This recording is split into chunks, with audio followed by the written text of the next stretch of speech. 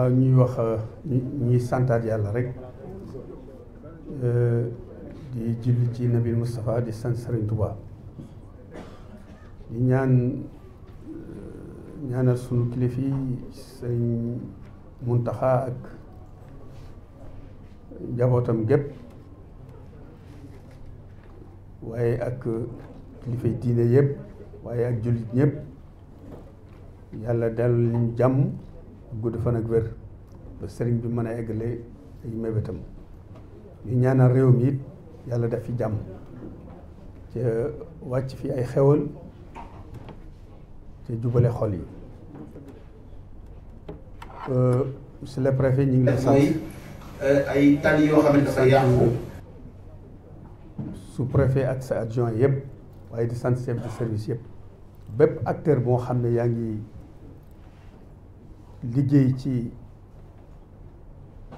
bis bii rek ñi nga xam ne comité bi mu ngi lay sant ci turu Serigne Bass moom Serigne Abdou Khadre ak ñi mu jiite ci comité d'organisation bépp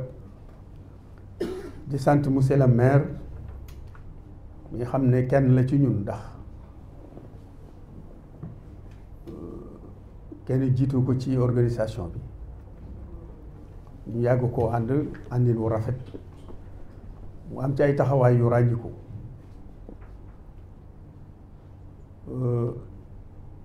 di wax rek ne jataay yi ci kàttanu suñu borom amele nañ ko nañ ko daan baaxoo amale ci ñu ko daan jiite ci kilifa yi gox bi muy sous-préfet ak préfet waaye nag anam yi ñu ko amale ci ren yokk na yaakaar ndax wax ju nekk ci ka koy wax ku ko dégg danga ko xam mu mel ne discours yi ñu fi dégg donte ne contenu bi wutewul waaye waxin yi wute na liñ fi daan wax lu ci ëpp loolu la ñuy waxaat ndax yenn yitte yi la waaye nañ ko daan aborder ak nañ ko daan waxee wute na mu mel loolu nag mën na jur yaakaar ñuy yóbbante rek monsieur le préfet ak ñi mu seqal liggéey bi ñëpp ñu xam ne Touba màggal gi moom mu ngi ñëw ci kenn mënu koo dandal li ci des it saa su ne mën nañ koy compter li fi xajit xam nañ ko mu mel ne waajtaay lu ñu war a waaj ci 12 mois buñ demee ba mu des ay quelques mois waxee su sax quelques mois parce que ëppul 3 mois defe naa ni taxaw ci ak farata day jot sëkk li mën a am li munta amit ñu muñal ko yàlla ca mën a koo bàyyi xel ba xam nuñ koy surmonter ndax nit moom bu xasee xam ay jafe-jafeem rek dana ci teel a mën a jublu ci àdduna moom ala kulli haal munta jag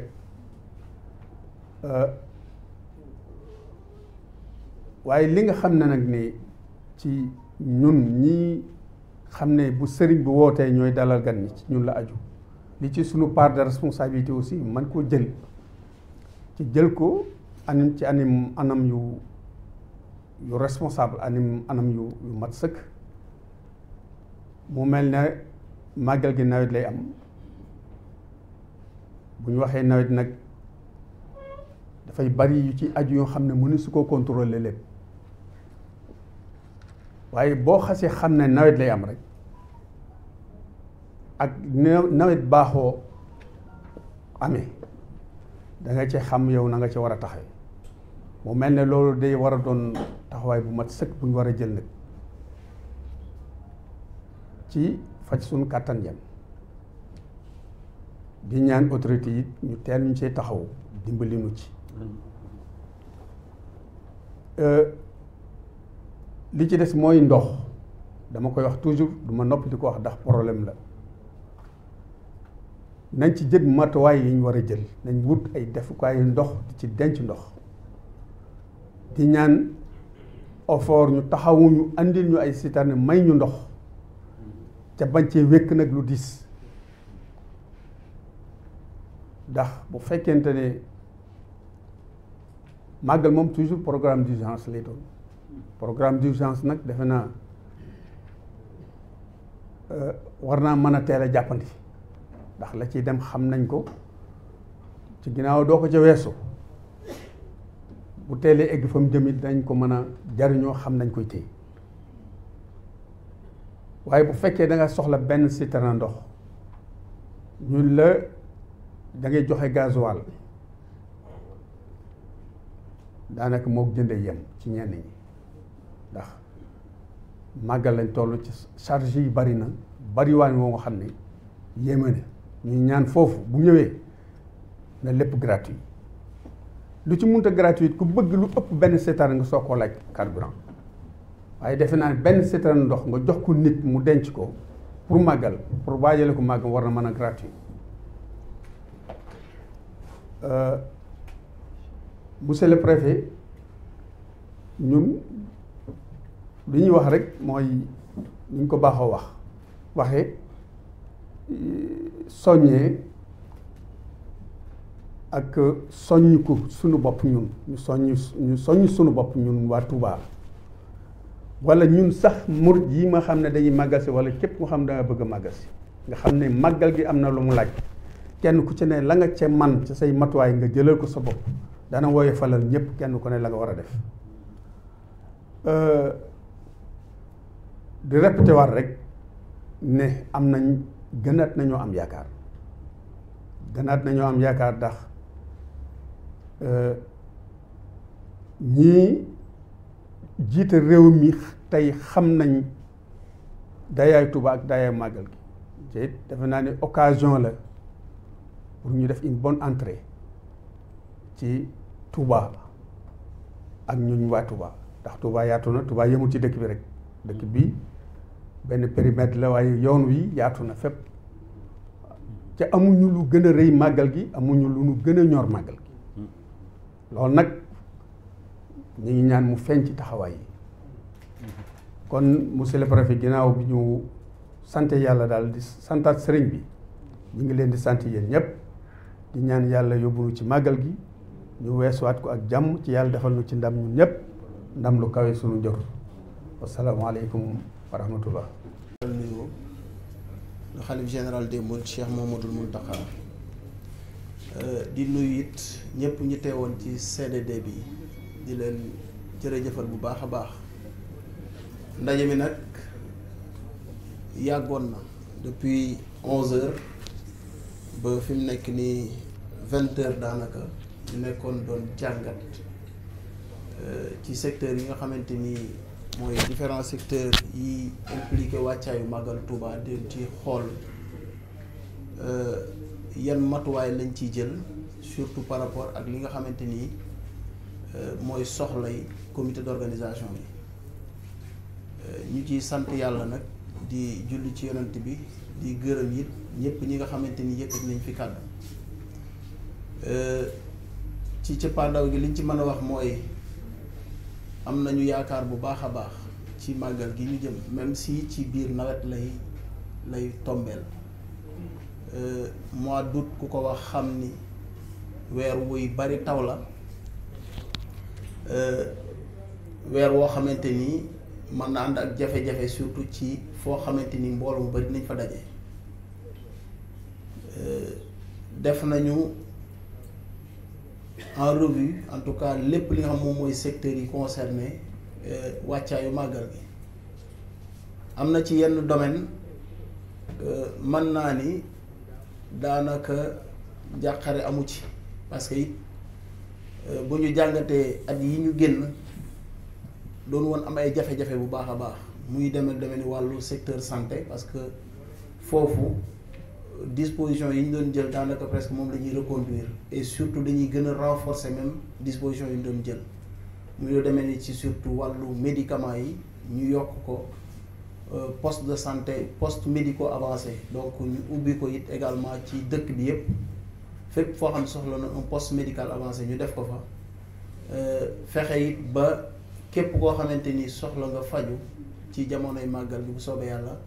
ñu fexe laa defal donc ay soins et ci loolu sax yaakaar naa ni en tout cas hôpitaux yi pare nañu pour maanaam def même gratuité lu toll ci presque juróomi fan ci domaine boobu it dina am ay renfort yoo xam ne dinañ ko jot surtout ci lu toll ni lu mel ni lu toll ni personnel médical bi lu demee ne également ay ambulance ci wàllu sécurité it yaakaar naa ni daanaka jafe-jafe yi mën nañ ko cee bañ a am parce que it dispositif bi d'habitude toujours dañuy gën a yokk matuwaay yi ci lu jëm ci wàllu sécurité te bu soobee yàlla it également ren noonu lay demee dinañu fexe gën a yokk taxawaay bi en rapport avec les forces de défense et de sécurité ba du ñu am benn jafe-jafe ci domaine sécurité ba képp koo xamante ni maanaam def ñaawteef yëkkati na la ñu fexe nasaxal la ci loolu sax mën naa ni balaa lu jiitu màggal gi dina am ay opération de sécurisation combinée yoo xamante ni police ak gendarmerie dinañ ko ànd def ko pour donc dissuader ñi nga xamante ñoom ñooy malfaiteurs yi ci wàllu énergie aussi dinañ fexe ba ñaari communes yi nga xamante ni mooy Mbacké ak Touba mu bañ a am délestage ci jamonoy màggal gi daanaka lu jiitu màggal gi ba bu màggal gi weesoo du am délestage. def lu demee ni par exemple boo demee Ngëlëm foofu dafa am bassin de rétention boo xam ne mën nañ fa prévoir ñu xam ni bassin boobu xañ na dina fii ak màggal du mën a yegg waaye li ñu prévoir mooy fexe dans le cadre des mesures des mesures conservatoires ñu def fa ay bâche de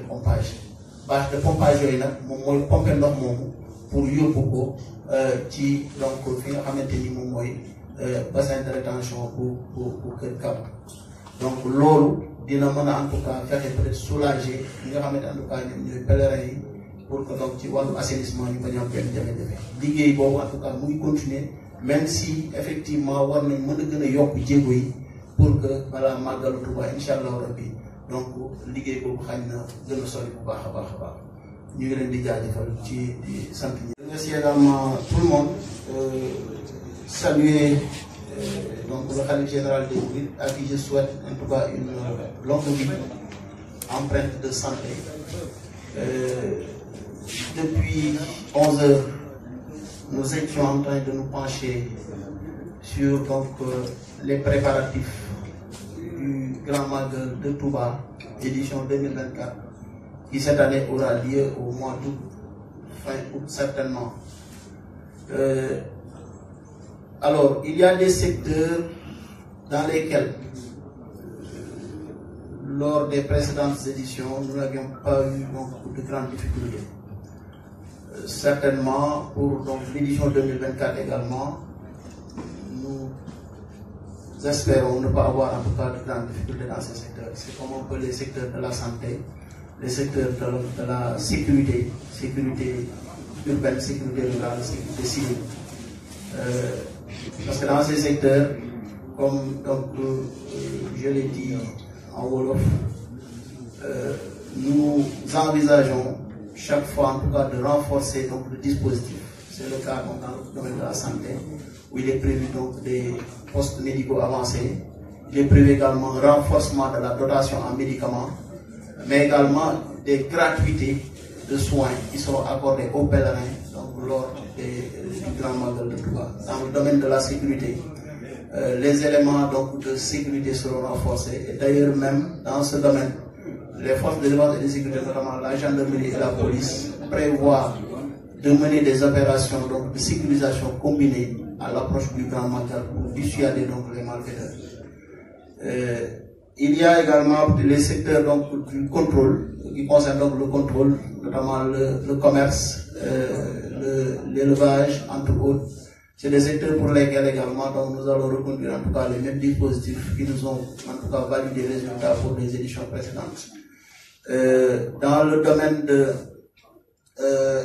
l'action sociale aussi, je pense que le CDP, Comité départemental de protection donc, de l'enfance, va prendre en charge les enfants égarés lors donc, du Grand Magal de Touba. Toutefois, il convient de noter qu'il y a 3 secteurs dans lesquels, en tout cas, nous avions noté dans les éditions précédentes parfois des difficultés. Il s'agit des secteurs de la sécurité routière, des secteurs également de l'eau et de l'assainissement. Ces 3 secteurs phares, 3 secteurs importants, où il est chaque fois en tout cas attendu des mesures fortes, donc des dispositions importantes pour pouvoir un peu donc donner satisfaction aux attentes en tout cas des pèlerins. Je le rappelle, le Magal de Touba est un événement de dimension internationale qui réunit des millions donc d'individus. Et l'année dernière, je pense que les statistiques avaient fait donc montre de 6 millions donc, de personnes qui étaient à Touba dans le cadre donc, de ce grand événement religieux. C'est tout à fait normal qu'un événement de cette dimension, dans le cadre donc d'un événement de cette dimension, on puisse rencontrer parfois des difficultés dans le cadre donc, de la satisfaction, en tout cas des besoins de ces pèlerins. Et croyez-moi, en tout cas dans le domaine de l'eau, il y a de cela, donc quelques semaines, nous avions noté des tensions dans le cadre de la distribution de l'eau à Touba. Mais depuis 3 semaines, avec donc la réparation des forages qui étaient tombés en panne, avec également le raccordement de 3 nouveaux forages qui étaient construits dans le cadre des préparatifs de l'édition 2023 du Grand Magal de Touba, la situation s'est beaucoup améliorée. Aujourd'hui, les forages de Aliye, de Fatoul Fatah et de Bagdad donc, sont mis en service. Il y a peut-être 2 nouveaux forages qui étaient construits l'année dernière qui doivent être mis en service. Et d'ici donc le Grand Magal de Touba, nous avons reçu des assurances que ces 2 forages donc, seront raccordés au réseau électrique et mis en service. Dans le domaine de la sécurité routière, nous avons noté par donc, des axes routiers, c'est vrai, donc, qui sont en tout cas où il y a des travaux, mais qui en l'état donc sont toujours donc des axes qui sont dégradés. Mais sur ce point, nous allons donc saisir en tout cas le ministre en charge des infrastructures pour donc lui signaler le problème pour que d'ici en tout cas le Grand Magal de Touba, ces axes donc soient réhabilités pour pouvoir être praticables donc avant le Grand Magal de Touba. Le dernier secteur peut-être qui est non moins important, c'est le secteur de l'assainissement. Depuis donc un certain nombre d'années, l'État est en train de mettre en œuvre à Touba donc, un projet important, le projet de drainage des eaux pluviales de Touba. C'est vrai qu'il y a de cela donc 2 semaines, en fait il y a de cela 2 mois, nous avions constaté en tout cas des difficultés dans le cadre de la mise en œuvre de ce projet. Parce qu'il y avait donc un arrêt des travaux lié au fait que donc l'entreprise reste en tout cas, l'État lui reste devoir donc des impayés. Mais il y a de cela 3 semaines, cette entreprise a repris les travaux qui sont en train donc d'être réalisés au niveau donc, dans la ville sainte de Touba. Dans certains sites où il devait donc aménager des bassins de rétention, nous avons constaté que d'ici l'hivernage, ces bassins peut-être ne pourront pas être achevés. C'est un peu le cas de Nguélémou, mais l'État a prévu des mesures conservatoires. Et à Nguélémou, on envisage donc de réaliser des bâches de pompage permettant donc d'évacuer les eaux pluviales pour pouvoir donc soulager en tout cas les pèlerins lors donc du Grand Magal de Touba. Le reste, je pense que donc nous allons en tout cas convier une rencontre, les acteurs qui sont concernés notamment dans ces 2 secteurs, l'eau et l'assainissement, et pourquoi pas donc qui inclut donc le volet sécurité routière, pour pouvoir approfondir en tout cas les difficultés donc, dans ces secteurs et pouvoir en tout cas apporter donc les réponses idoines pour éviter donc des difficultés par rapport aux préparatifs du Grand Magal de Touba. Je voudrais terminer par remercier en tout cas l'ensemble des acteurs, également remercier donc la presse.